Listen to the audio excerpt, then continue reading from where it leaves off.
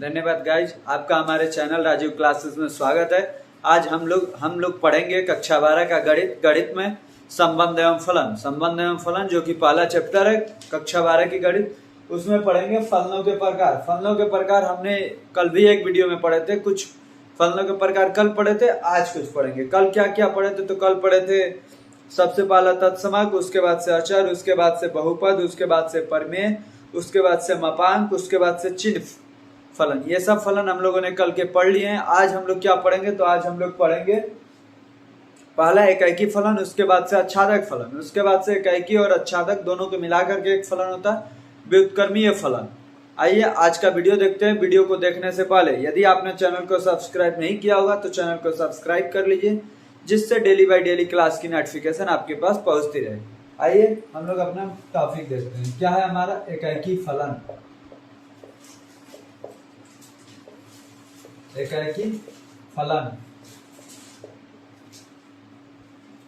एकाकी फलन देखते हैं। इससे पहले आप लोगों ने फलन के बारे में पढ़ा होगा। जैसे देखिए, मान लीजिए 2 1 2 3 4 दो ये समुच्चय हैं B, A B C D.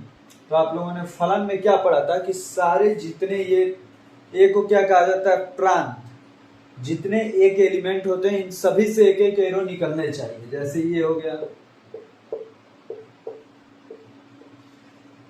इसके लिए कोई कंडीशन नहीं थी, केवल इसके लिए कंडीशन थी कि एक एलिमेंट से दो एरो नहीं निकलने चाहिए, एक एलिमेंट से एक ही एरो निकलना चाहिए। वो हमारा क्या होता है? फलन होता है।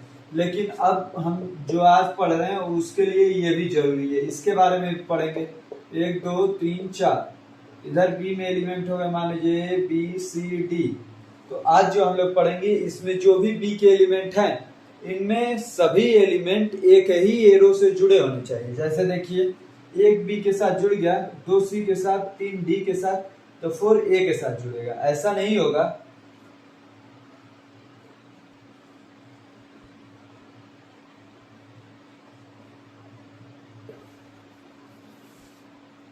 देखिए, जैसे मान लीजिए 1 2 3 4 हो गया, ये ए बी सी डी। तो ऐसा नहीं होगा कि एक बी के साथ जुड़ जाए, 2 सी के साथ, 3 बी के साथ, 4 सी के साथ। इसमें तो ये फलन है क्योंकि सभी से एक एक एरो ही निकला है।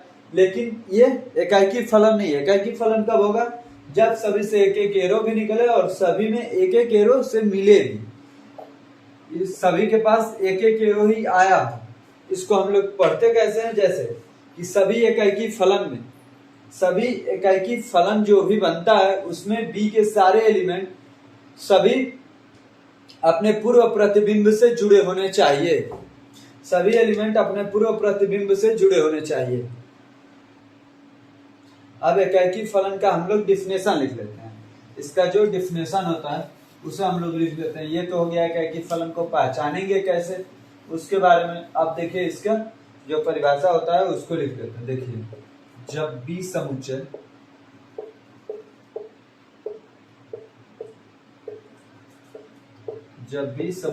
का अवयव,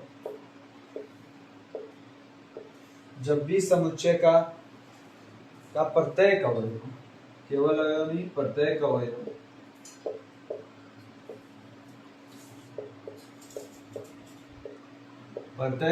अपने पूर्व प्रतिबिंब, प्रत्येक अवयव का ए में एक पूर्व प्रतिबिंब हो, ए में एक पूर्व प्रतिबिंब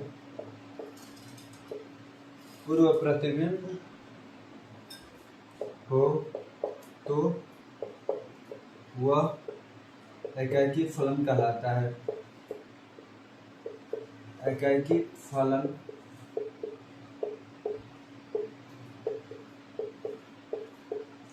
कहलाता है। तो वह कौन सा फलन कहलाता है? एकाकी फलन। अब जैसे देखिए, ए बी सी डी, ये एक समुच्चय बी है, वैसा ही एक समुच्चय ए है जिसमें एलिमेंट है 1 2 3 4। ये मान लीजिए सभी सबसे जुड़ गया। अब मान लीजिए एक और एलिमेंट है, ये ए समुच्चय है जिसमें एलिमेंट है 1 2 3 4। बी एक समुच्चय है जिसमें एलिमेंट क्या है? A B C D E F. अब मान लीजिए इसे इसके सभी एलिमेंट क्या होने चाहिए, इसमें जुड़े होने चाहिए। तो देखिए 1b से, 2c से, 3d से, 4e से, तो क्या ये हमारा एकाकी फलन होगा? तो हाँ, ये हमारा एकाकी फलन होगा, क्योंकि जितने भी एलिमेंट जुड़े हुए हैं सभी सिंगल एरो से ही जुड़े हुए हैं। ये नहीं कि कोई डबल एरो से जुड़ा होना चाहिए। ये हो सकता है कि कोई एलिमेंट जुड़ा ही ना हो, लेकिन ये जरूरी है कि जितने एलिमेंट हैं वो एक ही एरो से जुड़े होने चाहिए, एक से अधिक एरो से नहीं जुड़े होने चाहिए। ये हमारा एकाकी फलन कहलाता है। अब एकाकी फलन पे हम लोग कुछ एग्जाम्पल देख लेते हैं इसके।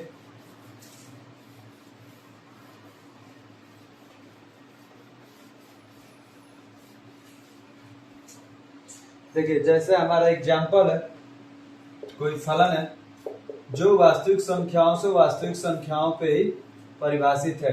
आर मतलब रियल नंबर, जो रियल नंबर से रियल नंबर पे ही परिभाषित है। इसमें फलन y equal to F X दिया हुआ और F x equal to x square दिया हुआ।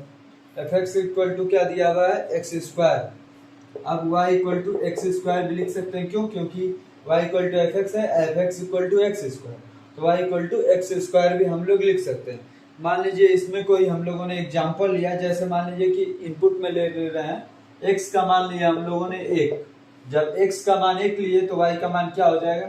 y का मान हो जाएगा एक्स स्क्वायर, मतलब 1 का स्क्वायर, तो y इक्वल टू 1। जब x इक्वल टू -1 लिए तब y का मान क्या आएगा? -1 का स्क्वायर, क्या होगा? 1।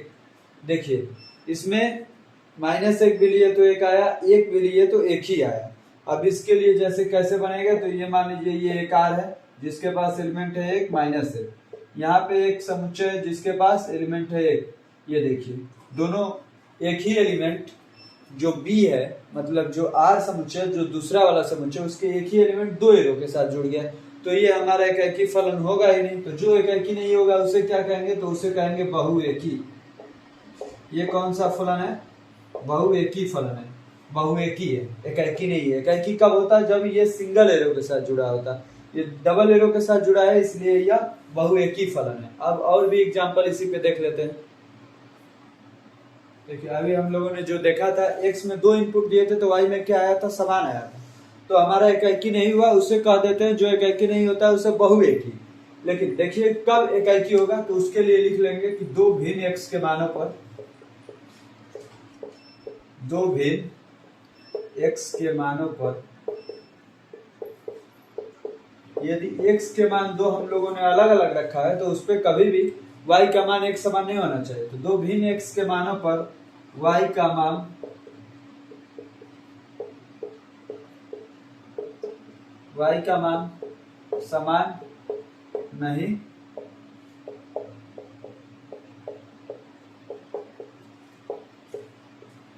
समान नहीं होना चाहिए। जब दो भिन्न x के मानों पर y का मान समान नहीं होगा तभी वो हमारा एकाकी फलन कहलाएगा। ये आप लोगों ने देख लिया। एक और एग्जांपल हम लोग इस पे देख लेते हैं। अभी हम लोगों ने स्क्वायर वाला देख लिया, अब एक और एग्जांपल देखते हैं। जैसे देखिए एक फलन दिया हुआ है जिसमें r मतलब वास्तविक संख्या पे ही परिभाषित है, और इसमें क्या दिया हुआ है? y इक्वल टू फलन दिया हुआ है एफ एक्स फलन दिया हुआ है, और एफ एक्स का मान क्या दिया है? एफ एक्स का मान दिया है एक्स क्यूब। तो y क्या हो जाएगा? y बराबर भी एक्स क्यूब हो जाएगा। अब इसमें जब x का मान -1 रखेंगे तब क्या होगा? देखिए जब x का मान -1 रखेंगे तो y का मान क्या आ जाएगा? -1 का क्यूब -1। जब x इक्वल टू -2 रखेंगे तो y का मान क्या आ जाएगा? -1। जब x इक्वल टू 1 रखेंगे तो y का मान क्या आएगा? 1। वैसे ही जब x इक्वल टू 2 रखेंगे तो y का मान क्या आएगा? 8। देख रहे हैं, जब जब x का मान भिन्न भिन्न रख रहे हैं हम लोग, तब तक y का मान भी भिन्न भिन्न आ रहा है। तो ये हमारा कैसा फलन हुआ? ये एकाकी फलन का उदाहरण होगा। देखिए मान लीजिए ये एक आर समुच्चय जिसमें x का मान हम लोगों ने क्या दिया है?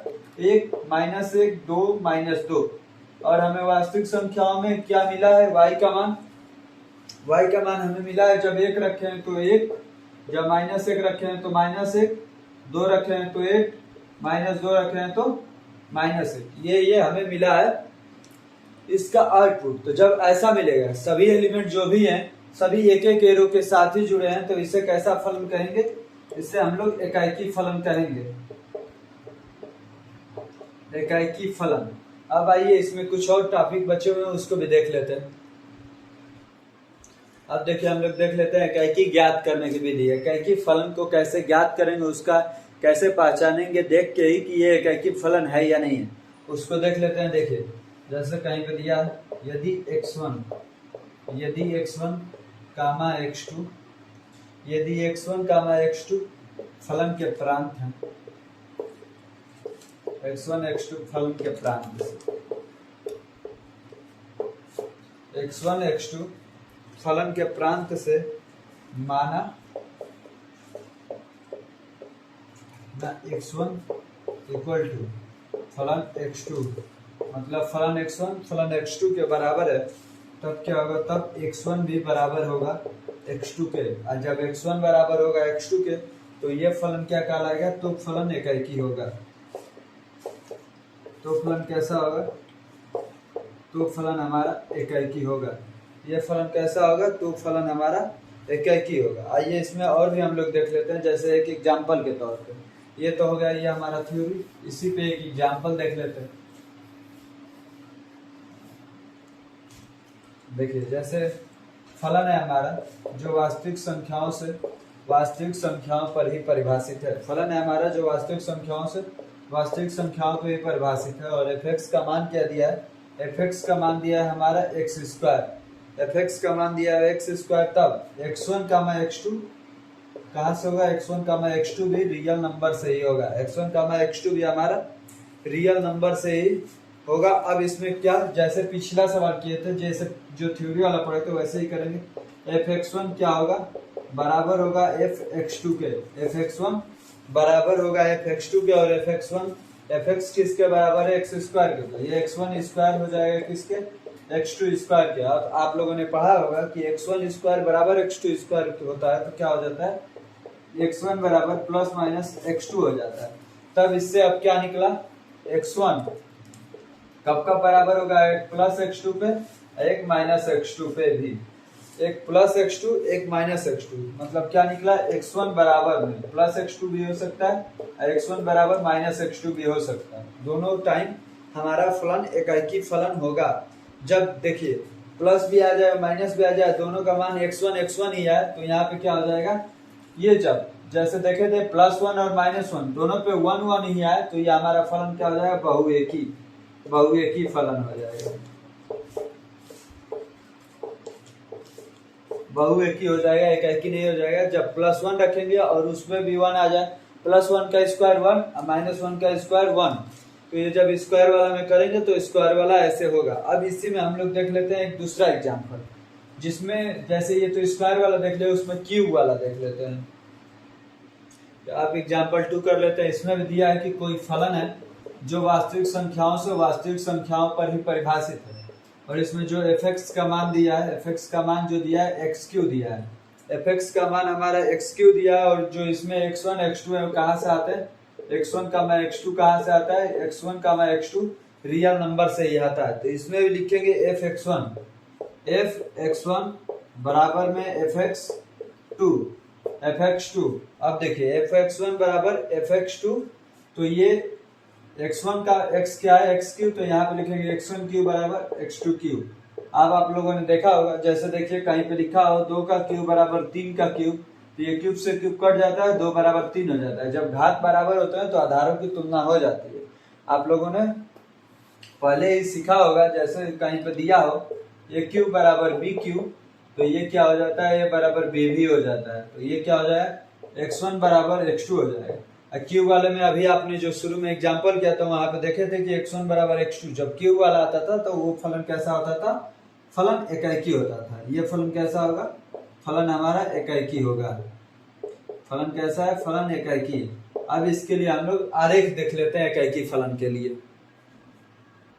आइए अब हम लोग आरेख के मदद से देख लेते हैं कि आरेख के मदद से एकाकी फलन को कैसे पहचानेंगे। देखिए इसमें क्या लिखेंगे, आप लोग लिख लीजिएगा, यदि कोई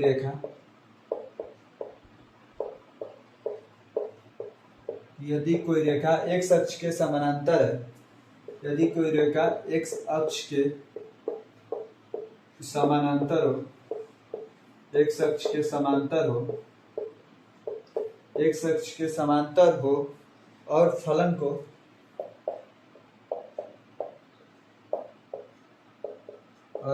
को एक से अधिक बिंदु पर एक से अधिक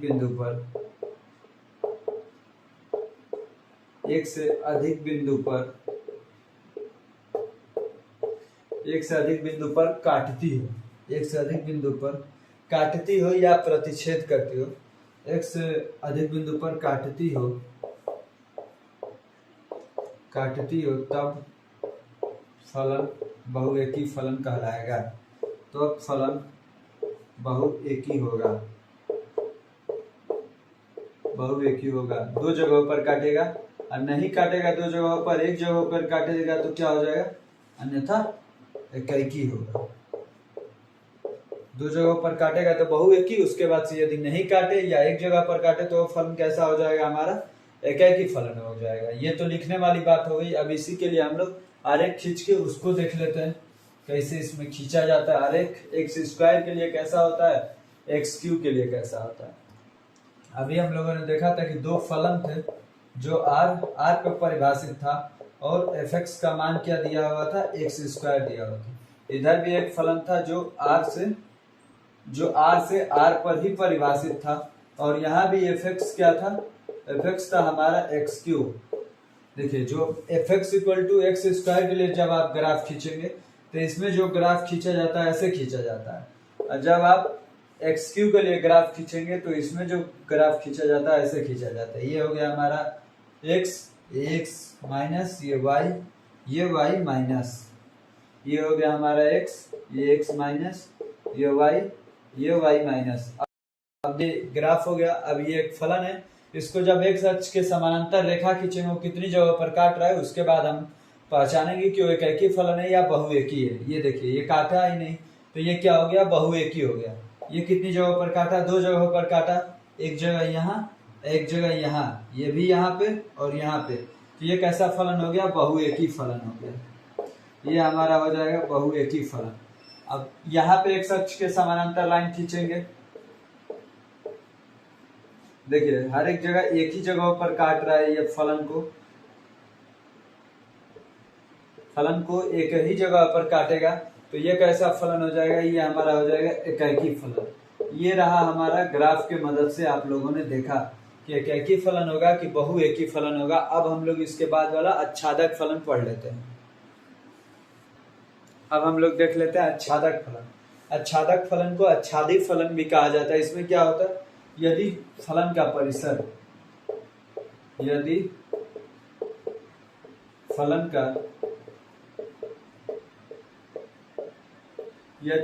का जो परिसर होता है, फलन का परिसर सहप्रांत के बराबर होता है। मतलब फलन का जो परिसर हो वही सहप्रांत हो और सहप्रांत ही परिसर भी हो। यदि फलन का परिसर सहप्रांत हो जाए तब आच्छादित फलन होता है। तब आच्छादित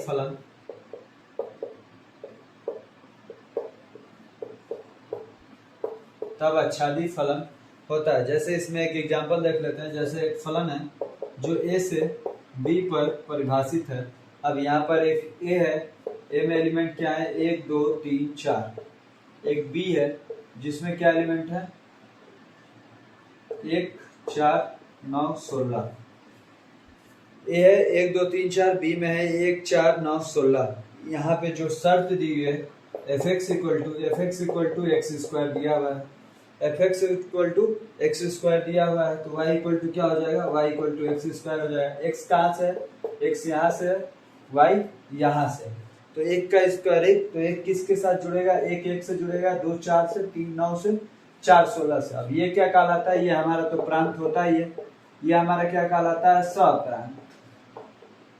और इनपुट से जो हमें आउटपुट मिलता है वह हमारा परिसर होता है। फलन से जो हमें मान प्राप्त होता है वही हमारा परिसर कहलाता है। परिसर यहाँ पे क्या है, 1 है, 4 है, 9 है, 16। तो हमारा परिसर क्या हो गया, परिसर हो गया 1 4 9 16।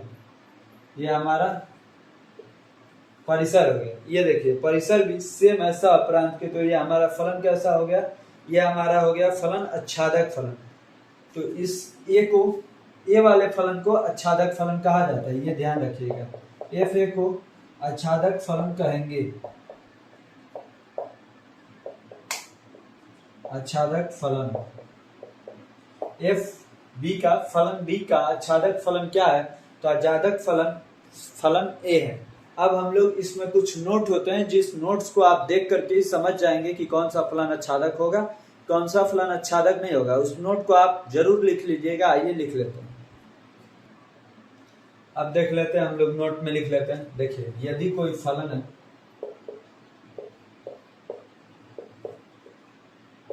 यदि कोई फलन नहीं, जैसे मान लीजिए डायरेक्ट लिख लेते हैं, यदि जो बी में एलिमेंट है वो एक एलिमेंट से ज्यादा हो, एक एलिमेंट से ज्यादा हो जाए। जैसे देख लीजिए, जैसे इधर है 1 2 3 4, इधर है A B C D E F.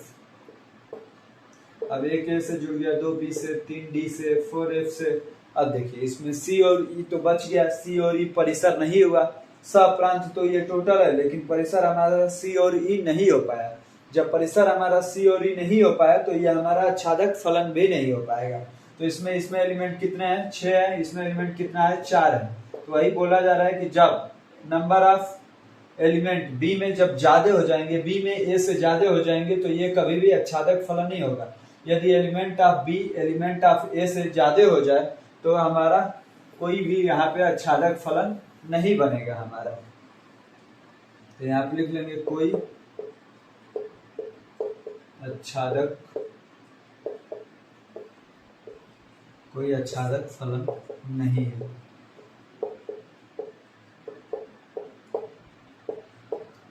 कोई आच्छादक फलन नहीं है। और दूसरा नोट में क्या लिखेंगे, दूसरा नोट में लिख लेंगे कि यदि कोई आच्छादक फलन है तब क्या होगा, यदि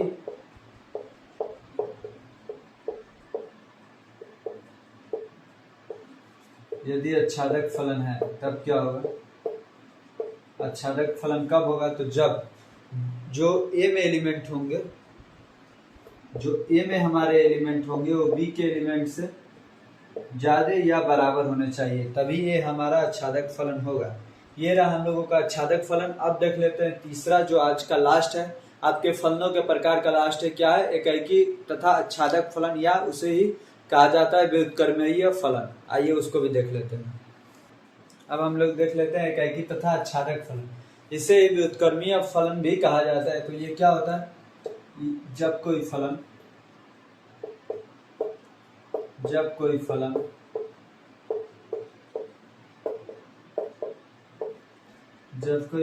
एकैकी के